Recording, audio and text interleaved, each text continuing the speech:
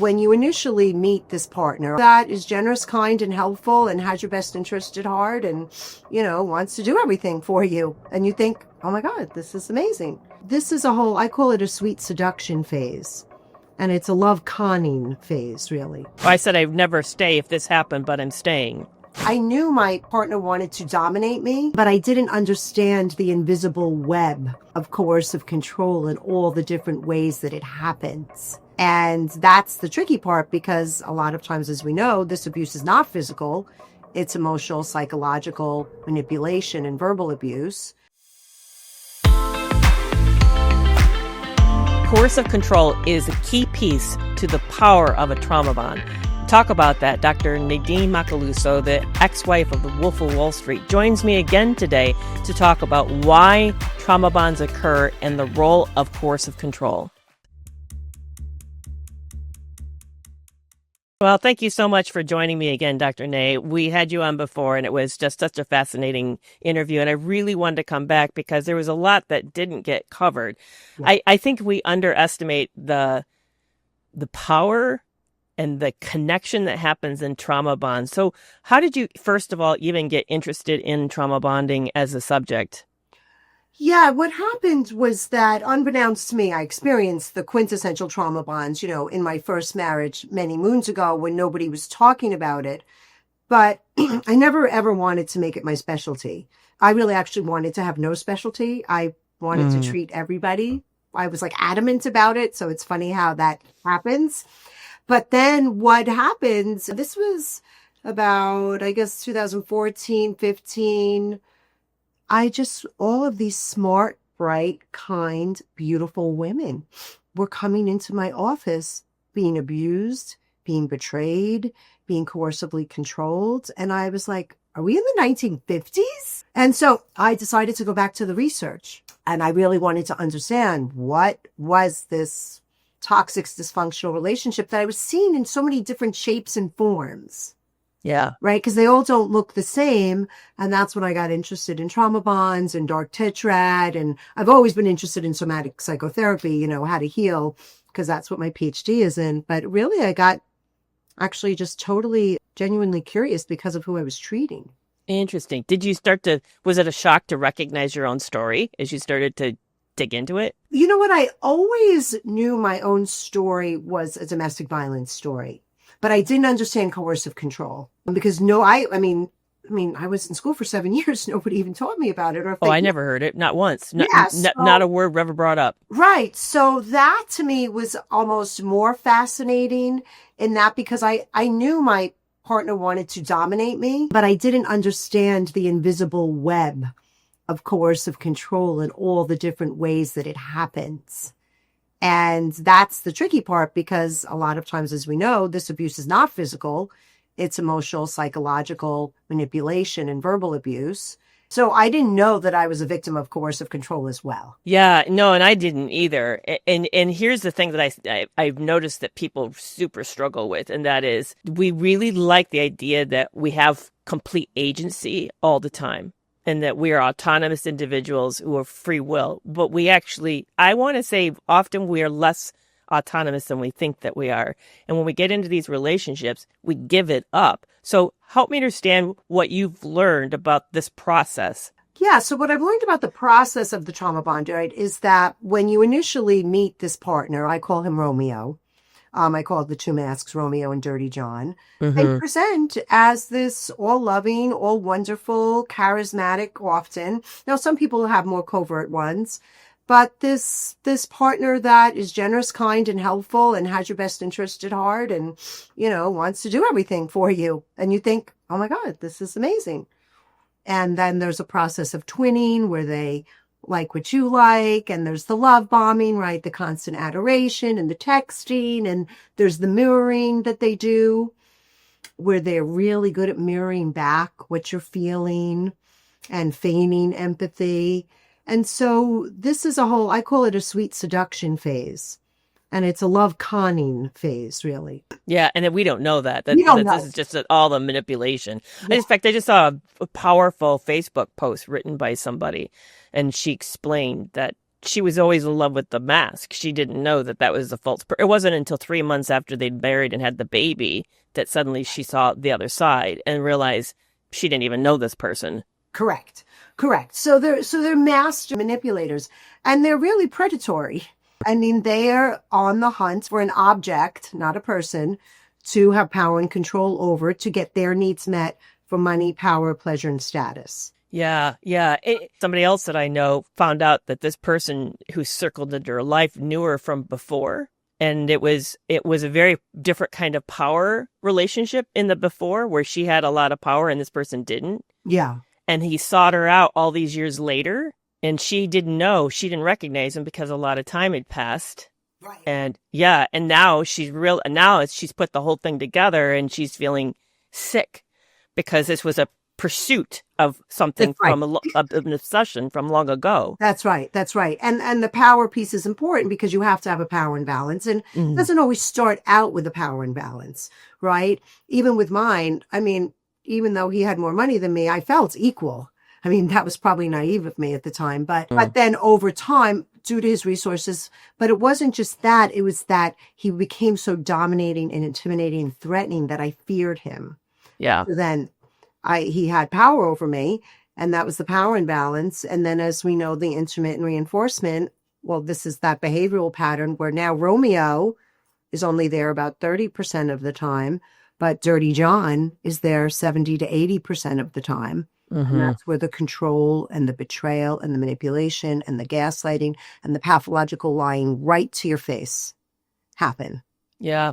It's interesting. And I feel some shame about mine because the negative aspects started super early. And I shared before you and I came on camera that I wear wigs. Yeah. And before our first big date, weekend date getaway, I let him know that I wore wigs. And up to that point, I had never gone without my hairpiece. I usually had them tied in, so you couldn't take them off. It was part of my hair. It was sort of similar to extensions, but not quite. Yeah. But I had moved to wigs after my late husband had passed away, and I said I would be wearing a cap. Yeah. And he said, well, if you can't let me see what you look like, then we're over. Right. That's it. Yep. And then I broke down. I was a mess. I just got to meet him. I thought he checked so many boxes. I wanted more of a chance. And on top of it, I also thought that because he couched it in terms of, if you can't be vulnerable, I'm so tired. I don't want more people in my life who's not vulnerable. And if you're not, so I'm saying he kind of tied into my desire to meet somebody at an intimate level. And now that I look back and I see, there's where he knew he got me. Yeah. Because I wasn't ready. He knew he was really pushing me out into a very deep edge. Yes. Incredible vulnerability. And I never recognized, I thought his disclosure was the vulnerability. I didn't recognize there was no vulnerability. This was just control. That's right.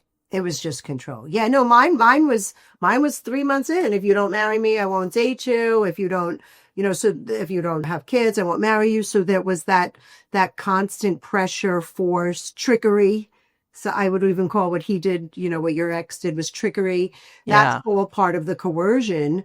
And for me, I just self-gaslit and said, oh, he just must love me so much. Yeah, well, that's what I would have said too. I mean, the old me would have, I think we hear that a lot. Well, we're told as little girls, well, they punch you because they like you, That's right.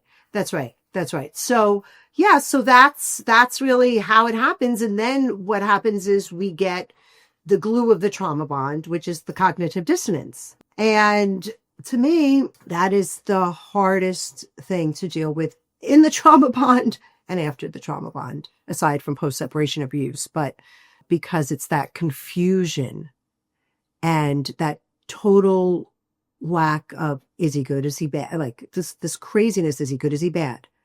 Is the relationship good or bad? But it's also happens about yourself. Yeah. Am I good or bad? Where did I go? I used to have values. Why am I tolerating this? I said I'd never stay if this happened, but I'm staying. Right. Yeah. Right, right. And so the thing is, we have cognitive dissonance on three different layers, right? And these thoughts are always ping-ponging around in our head, and we never get resolution because we never land on an answer because they're always vacillating with the intermittent reinforcement. And I had the weird thought. I almost, in fact, that was what tripped me up the most. I agree with you. And Sandra Brown she says it's the most agonizing part of this whole piece. It was it was tearing me apart. I literally felt like I was at war and I was being shredded by the inability to decide what was real and true. But I kept thinking, I'm on top of a fence. This is a fence in the relationship, out of the relationship. And the fence is the decision. And as long as I could stay on top of it and look at both sides, I hadn't really made a decision. I didn't realize I had because I wasn't making any decision. Oh, so you had this whole imagery in your brain. Yeah. That was another self-gaslighting. Yeah. Well, I hadn't even thought of it that way. Yeah, you're right. I didn't know that you're in the relationship. Your inability to leave is a decision to stay. I've made a choice. Yes.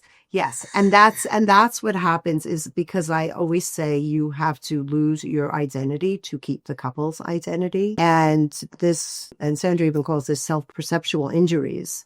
Like you start to not be able to see yourself anymore because just think about it. I had to deny all my values, repress all my needs, deny all my emotions, my feelings. Where was I? Right? I was just a tool on the tool belt. Yeah. Yeah. Did you become sort of like an automaton where you just sort of went through I did too. I got flat. I was never angry. I was never sad. I was just, I felt like I was a paper doll that dressed up and walked and talked and went through the day. Yes. Yeah. Sometimes I would get angry because I'm from Brooklyn. But the thing is that it didn't matter because my ex's rage was like a tsunami of rage. Yeah. And I was no match for him. But slowly but surely, that loss of self, that's the other major symptom, really does occur. Yeah. And it was the cognitive dissonance that drove the shame for me. Because I couldn't make a decision and I'm a decisive person. I mean, how did I get where I'm at in my life is I had made lots and lots of really good decisions. And the fact that I couldn't make them and people could watch me not making it. I remember when I went back, we separated for a month and I went back. I had lots of reasons why I went back, but one of them was I did love him. Yeah. But I went back and I remember somebody on Facebook said, "Who are you with? I can't believe you just did this." Even my family members said, "You're not going to be one of those women who go back, are you?" It's like, geez. I mean, I just felt so much judgment with myself and from the world that I think that's the other really hard part is it isolates you. You're condemning yourself while this is all happening. Oh, yeah, because I always say we have it on three different layers. Like they shame us and blame us. We then blame ourselves, but then we blame ourselves for blaming ourselves. So we're just like in this shame, self-blame cloud. And then, of course, that contributes to our isolation. And honestly, really, nobody can understand it. Yeah. Unless they're trained or unless they've gone through it. Yeah. And then you're supposed to find enough energy in the middle of all that and the strength and the confidence to go out, find enough work, make enough money, find a place to live. And if you have kids, take them with you, go into a legal battle when you're feeling so defeated and ashamed and ashamed of yourself for this. That's right. Yeah. No, it's very, very challenging. I think that as I continue to look back, I still have like nasty discoveries. I continue to kind of put things together. Like I now realize that he had been embezzling from us, I brought in all the capital and the company was basically, I funded the thing. Yeah. But he was skimming money off and hiding it. And I didn't really realize that. And I think it's just like, it's deeper than you ever imagined. Does that how it feels like to you? It's like, the more we learn, I mean, as you and I continue to learn, right? We're continuing to learn every single day. Yeah. You get to see just the different layers of it. It's like a kaleidoscope, but a bad one. Yeah. It keeps shifting if a new thing comes into place. Yeah. And again, if you're living with somebody that's such a good con artist and really is an antisocial criminal, right, then it is very hard to catch it in the moment. And let's talk about how you stop trusting yourself. Yeah, and that carries right into the rest of the second half of your life. I mean, it's like that's I think the other big piece of this is the massive self-betrayal. It's such a massive betrayal because what happens is that you go against your own inner knowing, your own intuition, your own core self. And it's like you systematically start to distrust your perception, your intuition, your authentic feelings. And I believe that cognitive dissonance is at the bottom of that, Yeah. right? Yeah. Cognitive dissonance about yourself is the foundation for all of this lack of self-trust. Yeah. Yeah. You know what my first title was going to be? My working title of the book? What? Love You More? It was going to be called The Betrayal of Me, Confessions of a Sex Addict's Wife. Oh, I love that. Yeah. Yeah. But I just thought, oh, I don't know. It was in a lot of ways that really, I think, does capture the gut of the story. It was a betrayal, not just, it was his betrayal of me, but it was my betrayal of me. It was the society's betrayal of me. I mean, it was just. Yeah. And it's, and it's so hard because you're like, wait, if I'm so smart, if I'm so strong, if I'm together, how could I be in this situation? But maybe I'm in this situation because maybe I'm not who I thought I was. You're making me think, do you think that the society knowingly gaslights us into thinking that relationships are always equitable, always have equal amount of power? Like the fact that it says it's possible that it takes two to tango. I mean, that's what we hear all the time. It's like, well, you picked them. It took two to tango. Why would you give away so much power? Why can't you leave? I mean, it gaslights us into all thinking that we have so much. Yeah. Well, there's so much stigma placed upon the victim. I mean, that's the whole reason why I wrote my book, was to crack that stigma. I really couldn't take it. But then we start to do it to ourselves because we're questioning our self-knowledge. We're like, wait, I used to make good judgments. Am I broken? And I didn't know it. It's just like, and then I remember just thinking like, I can't assess reality. Who am I to assess reality anymore? And that's just a really tough road to go down. Yeah, because even after you're out, and especially those of us who are clinicians, you continue to have flaw. I mean, I continued to make mistakes. Of course. I continue to make mistakes. I continue to grow and learn what healthiness looks like. It's not a clear, easy road to find and stay on. No. Oh, no. It's much easier to be a clinician in the room than in our own lives, isn't it? Yeah. Oh, yeah, for sure. Yeah. Yeah, no. And so, I mean, there's that part, I think. And that's why with the work that I do, the first thing I would say to everybody is turn the mirror back on you, because we've got to discover, who are you? Because you literally have to basically reclaim your identity. Yeah. Because it's gone. Yeah. And that's hard. I mean, I even start by saying to people, figure out even what you like to eat. Chances are your meals are not even the meals you want to be eating. You're eating the meal your partner wants. So what do you even like to eat? And sometimes like, I don't know. I mean, they don't even, or what's your favorite color? I know what color he likes me. I mean, Maya actually told me, don't wear camouflage. I don't like to see animal print on you. You know what I mean? So, do you know what I do today? I wear animal print quite a bit, actually. Right. Okay. Paul Lagerfeld. Right. Like, who are you to even tell me? I know. Or we hear, hey, keep your hair long or keep your hair short, or why are you looking at the person? Or, people don't understand the degree that your life is controlled by this individual. Yeah. The rhythm, the schedule, the pacing, the sleep, the diet, all of it becomes. I mean, he started even before we got into a relationship. No pets. There are gonna be no pets in our life or in our house. Oh, really? Oh, yeah. He was establishing rules everywhere.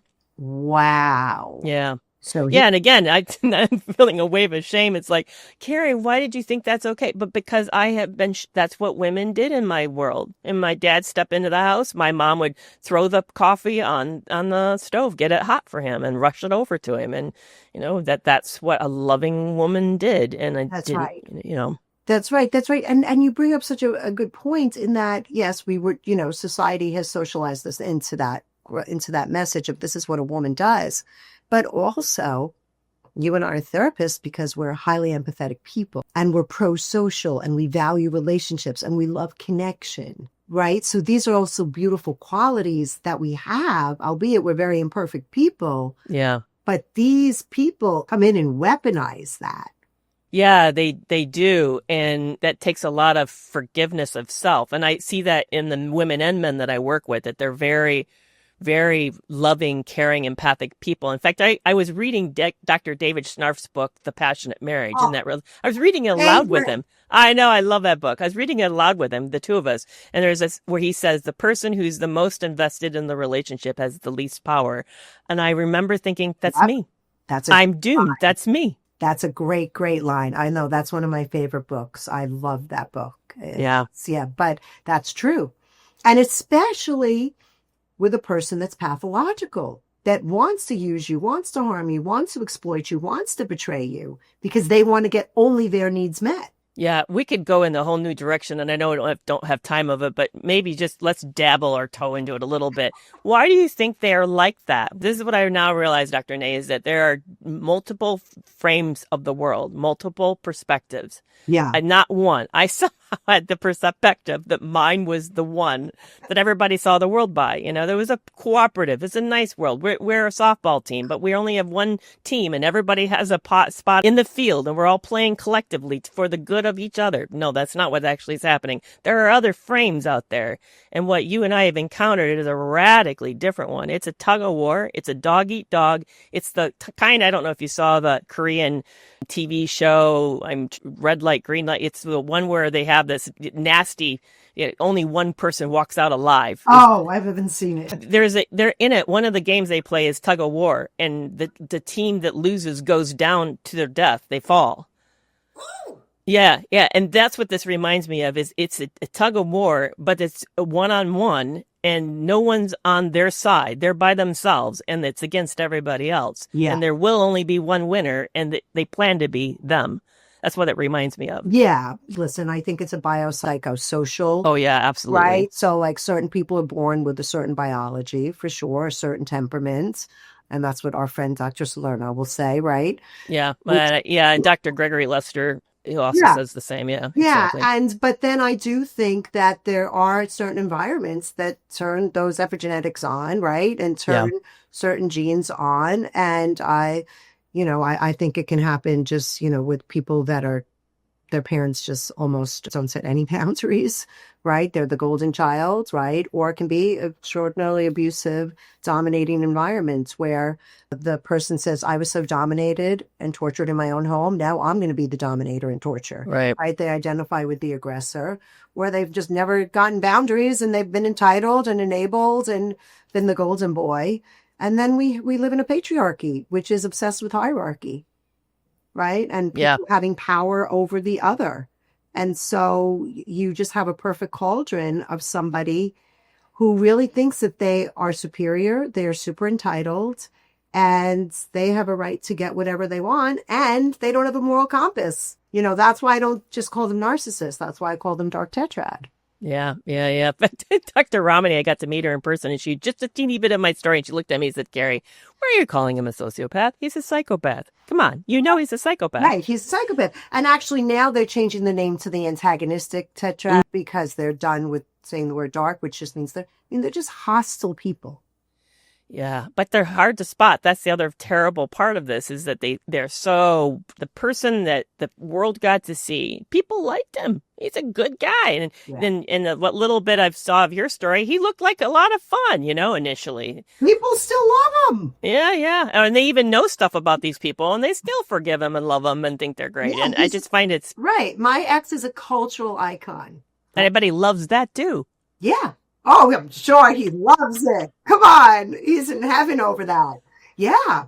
Yeah. So, but if you think about it, we live in a society that really values extroversion.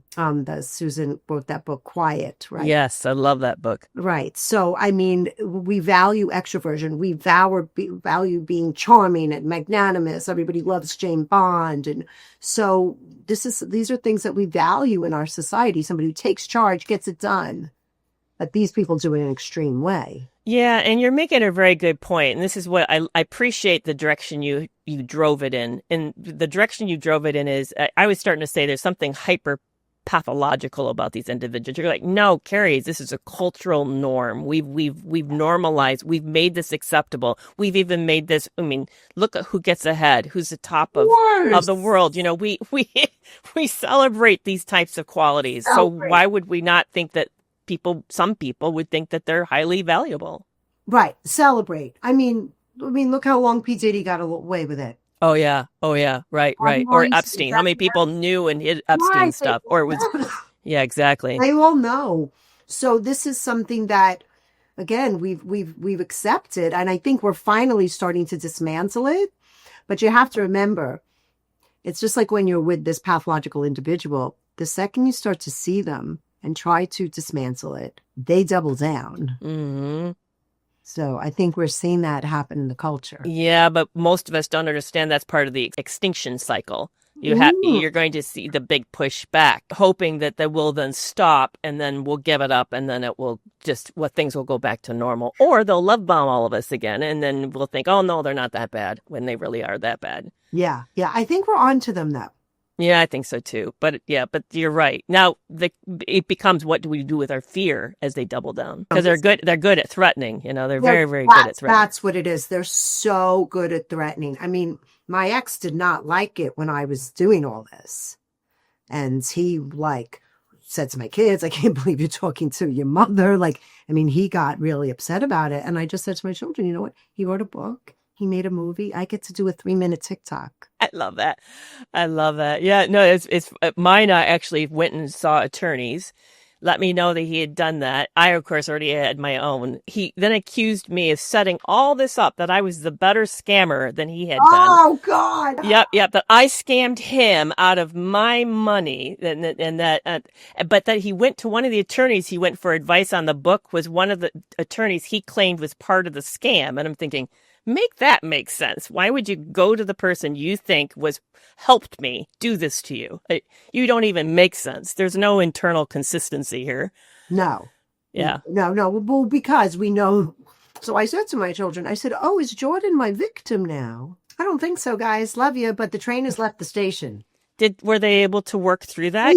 They worked through it with him, and yeah, my daughter's a therapist, so she's very emotionally savvy, and my son's been in therapy since he's 16, so they're very well versed emotionally and psychologically. That's good. Yeah, they were able to all work it out, but I wasn't stopping. No, I know. When I was writing my book, there was a saying out of Tristan Rainier's book called "Your Life's a Story." Yeah, and she said on it, and I put it on my computer: "Write what you dare not speak." And there would be moments I'd like, I can't tell anybody this. I can't say this. This is too bad.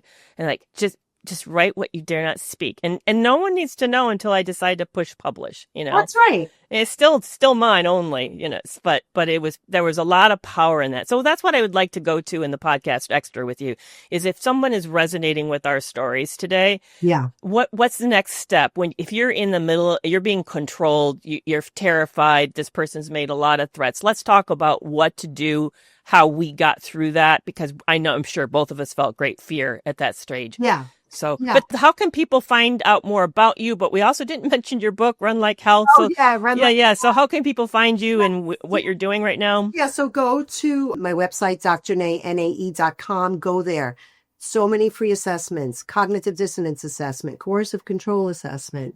Just go there. So many free meditations and resources. And then I'm on the Instagram every day, The Real Dr. Nadine. And then you came and spoke in my community, which is going so great. And that's, again, you can see that on my website. And I have a community of women that are still stuck or have left, and they're all healing together. And we run support groups and have wonderful experts such as Dr. Carrie come in, and it's going great. Awesome. Thank you so much for this. This was a fabulous conversation. I deeply appreciate you being back on. Of course. Well, that's a wrap for this week's episode. Are you following me on TikTok, Facebook, Instagram, and YouTube? You can find me at Carrie McAvoy, PhD. Or you can learn more about me and my resources, such as the Toxic Free Relationship Club, at carriemcavoyphd.com. And I'll see you back here next week.